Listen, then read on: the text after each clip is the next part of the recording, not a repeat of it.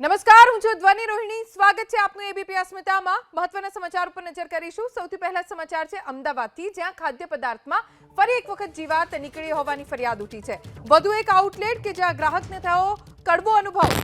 લો garden સ્થિત Domino's પિઝામાંથી ઈયળ નીકળી. ડોમિનોઝ પિઝાના બોક્સમાંથી ઈયળ નીકળી હોવાનો વિડીયો પણ ગ્રાહકે પુરાવા તરીકે ઉતાર્યો. લો ગાર્ડનમાં ડોમિનોઝ પિઝા આવેલા છે, જ્યાં એક ગ્રાહક જ્યારે પિઝા ઓર્ડર કરવા માટે ગયા તો બોક્સમાંથી ઈયળ નીકળી, જેના કારણે ગ્રાહકે વિડીયો લીધો.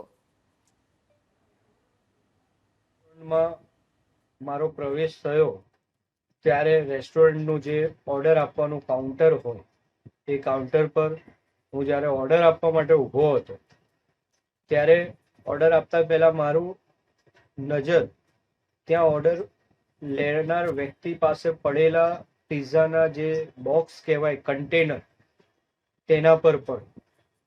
ત્યારે મને જોવામાં આવ્યું કે પિઝાના કન્ટેનરની આજુબાજુમાં જીવતા જીવાતો પ્રજાના આરોગ્યને નુકસાન પહોંચાડે તે પ્રકારના જીવાતો તે પિઝાના બોક્સની ઉપર નીચે અને આજુબાજુ ફરતા હતા.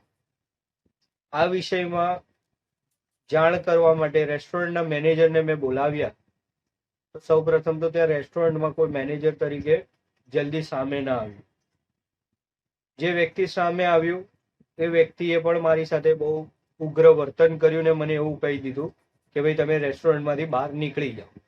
એટલે પોતે જે ગ્રાહકની હાઇજીનિકની વાત કરવાની હોય એને સાઈડમાં મૂકીને એક જાગૃત ગ્રાહક તરીકે ત્યાં રેસ્ટોરન્ટના મેનેજરને મેં વાત કરી.